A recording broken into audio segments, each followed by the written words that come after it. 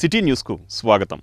తెలుగుదేశం పార్టీని సంస్థాగతంగా మరింతగా బలోపేతం చేసేందుకు కృషి చేస్తున్నట్లు టీడీపీ సీనియర్ నాయకుడు గొర్రెపాటి గోపీచంద్ అన్నారు.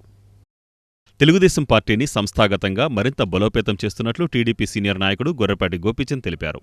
45వ డివిజన్ సంస్థాగత ఎన్నిక నిర్వహణ కార్యక్రమంలో ఆయన పాల్గొన్నారు.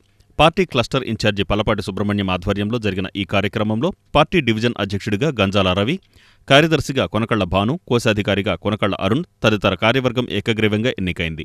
ఈ కార్యక్రమంలో పార్టీ నాయకులు పివి ఫణికుమార్, కార్పొరేటర్ అన్నం ఆనంద్, తలారి సోమశేఖర్ తదితరులు పాల్గొన్నారు. నగరంలో 45వ డివిజన్ తెలుగుదేశం సంస్థాగత ఎన్నికలలో భాగంగా 45వ డివిజన్ ఎన్నికలు ఇక్కడ ఈ పార్కులో అందరూ సమావేశమై సభ్యులందరూ ఏకగ్రీవంగా ఎన్నుకున్నందుకు వార్డు సభ్యులందరికీ కూడా ధన్యవాదాలు తెలియజేసుకుంటున్నాను. ఉంది పోటీతత్వం వచ్చింది, అయితే అల్టిమేట్గా మాకు అందరిది ఒకటే కుటుంబం అని చెప్పి వాళ్ళలో వాళ్లే సర్దుకుని ఎన్నిక లేకుండా ఏకగ్రీవంగా ఎన్నుకున్నందుకు అందరికీ కూడా ధన్యవాదాలు.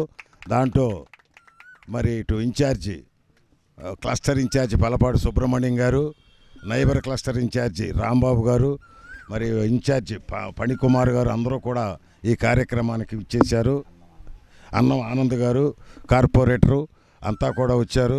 వాళ్ళు ఏకగ్రీవంగా అయిపోయింది, ఎలా అయిందో చూసుకెళ్దామని వచ్చారు పక్క వార్డులు కూడా ఒకళ్ళిద్దరు. మరి అందుకు అందరికీ కూడా ధన్యవాదాలు తెలియజేసుకుంటూ, మరి ఎన్నో సంవత్సరాల నుంచి అవిశ్రాంత కృషి చేస్తున్నటువంటి నాయకులు మరి మంచి కమిటీ అనుకున్నారు. గంజాల రవికుమార్ అధ్యక్షుడిగా, ప్రధాన కార్యదర్శిగా కొనకళ్ళ భానుప్రసాదు, అదేవిధంగా ట్రెజరీ ఉందా, అతనికి ట్రెజరీ ఉందా. తెలుగుదేశం పార్టీ అధికారంలో లేకపోయినా అన్న నందమూరి తారక రామారావు గారు సమాజమే దేవాలయం, ప్రజలే నా దేవుళ్ళని ఏదైతే నినాదంతో ఈ పార్టీ పెట్టారో అప్పటి నుంచి ఇప్పటి వరకు ప్రతి 2 సంవత్సరాలకు ఒకసారి సంస్థాగతంగా తెలుగుదేశం పార్టీని కార్యవర్గాన్ని ఏర్పాటు చేసుకోవడం జరుగుతూ ఉన్నది. దానిలో భాగంగా ఈ రోజున ఇక్కడ ఏర్పాటు చేసుకున్నాం. ఈ వార్డులో చాలా పోటీ తీవ్రం ఉన్నప్పటికీ కానీ అందరూ కూడా ఏకాభిప్రాయంతో పార్టీ కార్యవర్గాన్ని ఎన్నుకున్నారు. ఈ అధికారంలో ఉన్నాం కాబట్టి ప్రజలకు సంక్షేమ కార్యక్రమాలు అమలు చేయడంలో తెలుగుదేశం పార్టీ ముందుండే విధంగా ఈ కార్యవర్గం కూడా నూతన కార్యవర్గం కృషి చేయాలని వీరందరినీ కూడా మనస్ఫూర్తిగా అభినందిస్తూ మచిలీపట్నానికి ఒక ఆదర్శవంతమైనటువంటి డివిజన్గా ఈ వార్డు కావాలని కోరుకుంటూ ఈ ఎన్నికైనటువంటి నూతన కార్యవర్గాన్ని అందరినీ కూడా మనస్ఫూర్తిగా అభినందిస్తూ భవిష్యత్తులో ఈ పార్టీలో ఈ డివిజన్లో చేసే ఈ నాయకత్వం మరింత ఉన్నత పదవులు వచ్చే విధంగా ప్రయత్నం చేయాలని కోరుకుంటూ అందరికీ కూడా శుభాకాంక్షలు తెలియజేస్తాను. తెలుగుదేశం పార్టీ సంస్థాగత ఎన్నికలు నిర్వహించడం జరిగింది. మరి ఈ ఎన్నికల్లో మా వాళ్ళందరూ ఏకగ్రీవంగానే ఎన్నుకుందాం. మనదంతా ఒక కుటుంబం, సోదరభావంతో మన వార్డుని అభివృద్ధి చేసుకోవాలి. మన వార్డు అభివృద్ధిలో మరి రవీంద్ర గారిని కూడా పెద్ద ఎత్తున నిధులు సేకరించి మంత్రివర్యులు రవీంద్ర గారి దృష్టికి కూడా తీసుకెళ్లి మన వార్డు సమస్యలు చెప్పి చేయాలని ఈ సమావేశంలో కూడా మరి తీర్మానించడం జరిగింది. మరి పెద్దల గోపీచంద్ర గారు కానివ్వండి, పల్లపాటి సుబ్రహ్మణ్యం గారు కానివ్వండి, మరి మా వార్డులో అనేక రకాలైన సమస్యలు ఉన్నాయి.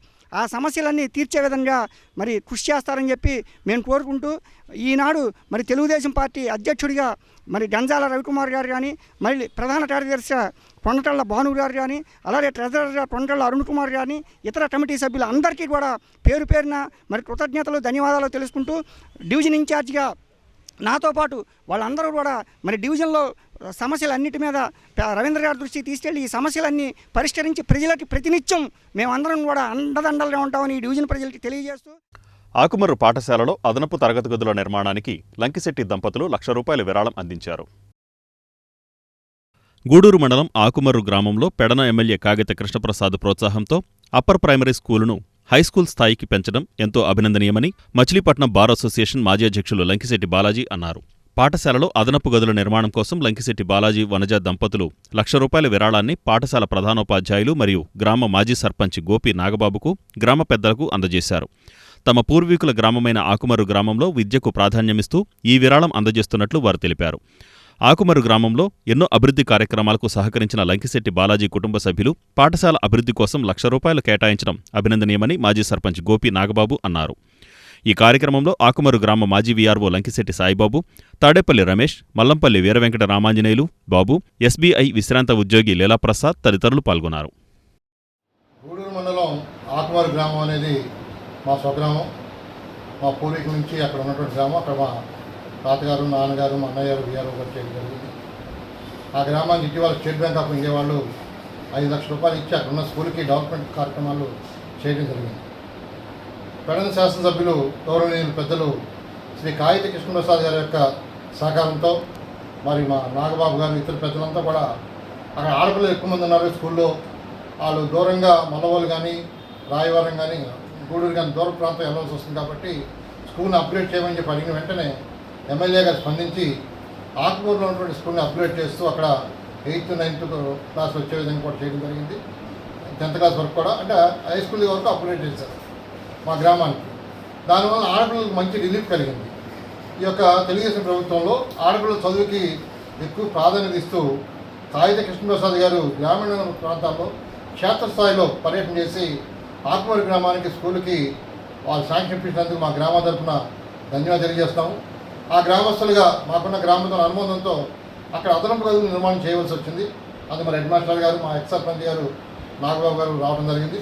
అలాగే మా కుటుంబం తరఫున మా నాన్నగారు, మా అమ్మగారి పేరు మీద ₹1,00,000 నగదు వారికి అందజేస్తాం. నేను ఎక్కడెక్కడ మన ఇటువంటి చిన్న చిన్న కార్యక్రమాలు చేస్తే రాబోయే రోజుల్లో కొన్ని వేల మంది విద్యార్థులు చదువుకునే అవకాశం ఉంటుంది. ఒక విద్యార్థి చదువుకుంటే ఆ కుటుంబం సెటిల్ అవుతుంది. ఆ పాఠశాలకు సంబంధించి మన ఆకుమరు గ్రామ వాస్తవ్యులు లగ్గిశెట్టి బాలాజీ గారు వారి యొక్క సహాయ సహకారంతో స్టేట్ బ్యాంక్ వారితో 5 లక్షల రూపాయలు ఆ స్కూల్ డెవలప్మెంట్ కోసం మరి ఫండింగ్ ఇప్పించి ఆ స్కూల్లో అనేకమైనటువంటి అక్కడ మౌలిక వసతులను కల్పించడానికి ఆ స్కూల్కి 5 లక్షల రూపాయలు మరి అక్కడ స్టేట్ బ్యాంక్ వారి ద్వారా ఆర్ఎం గారి ద్వారా మరి ఫండింగ్ ఇవ్వడం జరిగింది. తద్వారా ఆ స్కూల్లో ఉన్నటువంటి అనేకమైనటువంటి మౌలిక వసతులను అక్కడ టాయిలెట్స్ కావచ్చు, ట్యాబ్ కావచ్చు, కంప్యూటర్ కావచ్చు, అట్లాగే ఇంకా అనేకమైనటువంటి వసతులను సమకూర్చుకున్నాము. తద్వారా ఆ గ్రామంలో మాకు ఆ హై స్కూల్కి మంచి వసతులు ఉండటం వల్ల ఈరోజు దాన్ని హై స్కూల్గా గౌరవ శాసనసభ్యులు పెడన నియోజకవర్గ శాసనసభ్యులు కృష్ణప్రసాద్ గారి యొక్క సహాయ సహకారాలతో డిఓ గారితో మాట్లాడి అక్కడ ఉన్నటువంటి మరి ఉన్నత పాఠశాలని మరి హై స్కూల్గా ఈరోజు ప్రమోట్ చేస్తూ మరి డిఓ గారు పర్మిషన్ ఇవ్వడం జరిగింది. ఎందుకంటే గతంలో మరి బాలాజీ గారు ఇప్పించినటువంటి 5 లక్షల రూపాయలు డెవలప్మెంట్కి ఏదైతే ఇచ్చారో దాన్ని చూసుకుని ఈరోజు ఇంకా అదనపు గదులు కావాలి అని అంటే అదనపు గదులకి 10వ తరగతి వరకు మీకు స్కూల్ ఇవ్వాలంటే ఇంకా అదనపు గదులు చాలట్లేదు, మీకు అదనపు గదులు నిర్మాణం చేపట్టుకోవాలని డిఓ గారు, ఎంఈఓ గారు చెప్పిన మీదట గ్రామ ప్రముఖులు నాగబాబు గారు వాటి గ్రామం నుంచి వచ్చినటువంటి మిగతా పెద్దలు అందరికీ నమస్కారం తెలియజేస్తూ మన పాఠశాల అభివృద్ధి ఆకుమరు మండల పరిషత్ ప్రాథమికోన్నత పాఠశాల జిల్లా పరిషత్ హై స్కూల్గా అప్గ్రేడ్ అయినందుకు నాగబాబు గారు కానీ అలాగే బాలాజీ గారు, పెడన శాసనసభ్యులు, అలాగే విద్యాధికారులు ఎనలేని కృషి చేశారు.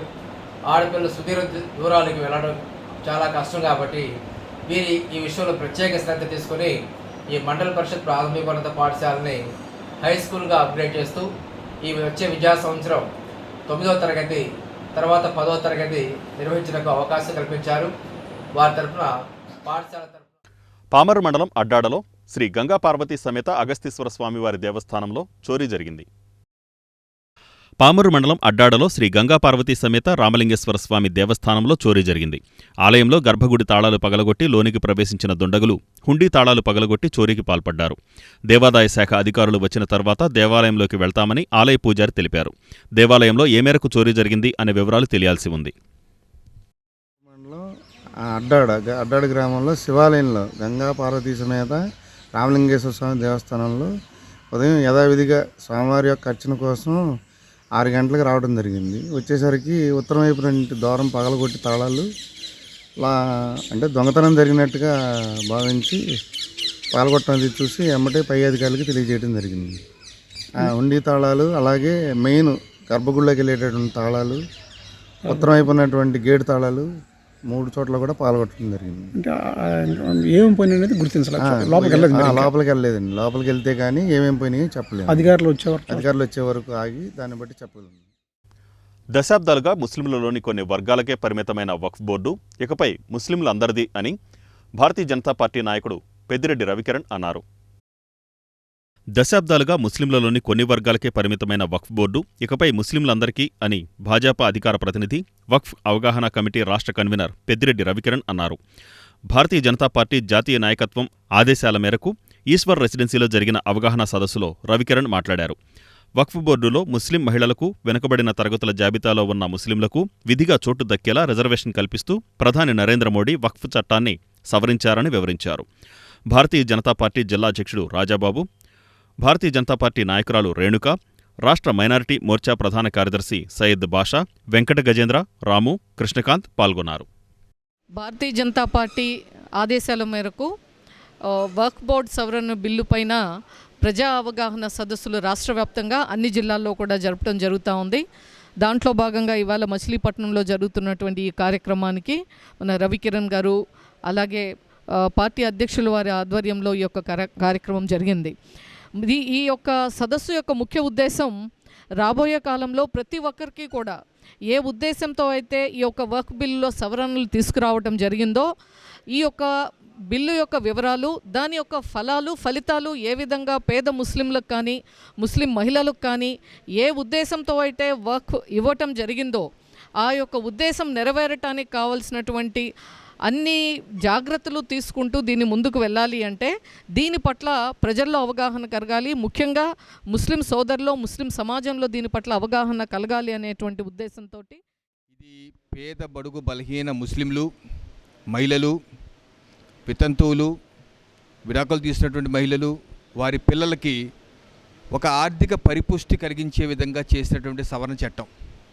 వక్ఫ్ బోర్డు ఆధ్వర్యంలో లక్షలాది ఎకరాలు ఉన్నప్పటికీ దానిలో పేరుకుపోయిన అవినీతి కారణంగా అన్ని పక్కదారు పట్టేసి కొంతమంది గుత్తాధిపత్య చేతుల్లో ఉండిపోయి వారు దోపిడీ చేస్తున్నారు. కానీ ఏ ఉద్దేశాలతో అయితే ముస్లిం సామాజిక వర్గంలో ఉన్నటువంటి కొంతమంది పెద్దలు, ధనికులు కావచ్చు, వారి ఆస్తిని అల్లా పేరు మీద రాసి దాని యొక్క ఆదాయాన్ని ఆ ముస్లిం వర్గంలో ఉన్నటువంటి ప్రజలకి ఉచిత విద్యాలయాలు కానీ, స్కూళ్ళు కానీ, కాలేజీలు కానీ, అనాథాశ్రమాలు కానీ, లేకపోతే ఆసుపత్రులు కానీ, లేకపోతే కనీసం వారికి ఒక పెన్షన్, ఓ వితంతు మహిళలకు పెన్షన్ ఇచ్చే విధంగా, వాళ్ళ పిల్లలకు చదువు చెప్పే విధంగా ఇటువంటి సామాజిక కార్యక్రమాలకి, అద్భుతమైనటువంటి సంఘ సేవ చేసే కార్యక్రమాలకి ఏదైతే దాతలు ఇస్తున్నారో ఆ దాతల యొక్క ఆశలకి అడియాశలు చేస్తూ పక్కదోవ పట్టిస్తూ అమ్మేసుకొని తింటున్నటువంటి వ్యవస్థనికి చరమగీతం పాడే విధంగా మరి ప్రధానమంత్రి నరేంద్ర మోడీ గారు ఈ సవరణ చట్టం తీసుకొచ్చారు.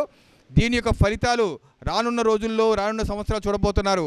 ఆ వక్ఫ్ భూముల యొక్క ఆస్తుల్ని సక్రమ మార్గంలో పెట్టి వాటి ఆదాయాన్ని పెంచి వక్ఫ్ బోర్డు ఆధ్వర్యంలో ఇప్పుడు వరకు లేనటువంటి నిర్వహణలు లేనటువంటి స్కూళ్ళు కానీ, కాలేజీలు కానీ ఇకపై ఏర్పాటు కాబోతున్నాయి. వక్ఫ్ బోర్డు ఆధ్వర్యంలో ఉచితంగా వైద్యాలయాలు కానీ, స్కూల్ ఇటువంటి ఏర్పాటు కాబోతున్నాయి. మచిలీపట్నం బందర్లో వక్ఫ్ యాక్ట్ 2025 సందర్భంగా ముస్లిం సోదరికి చెప్పాల్సింది ఏంటంటే, మన 9.5 లక్షల ఎకరాల ఆస్తి మీద వస్తున్న ఇన్కమ్ కేవలం 167 కోట్లు మాత్రమే. ఈ యాక్ట్ రావడం మూలన మన ముస్లిం సమాజంలో ఉన్న, అంటే మెకానిక్లు అవ్వచ్చు, టైర్ పంచర్ వేసే వాళ్ళు అవ్వచ్చు, బలహీన వర్గాలు ఎవరైతే ఉన్నాయో వాళ్ళందరికీ ఈ యాక్ట్ ద్వారా వచ్చే ఇన్కమ్ ద్వారా మన పిల్లలు బాగా చదువుకోవచ్చు. అలాగే దీని మీద వచ్చే ఇన్కమ్ని ముస్లిం డెవలప్మెంట్కి బాగా ఉపయోగపడుతుంది.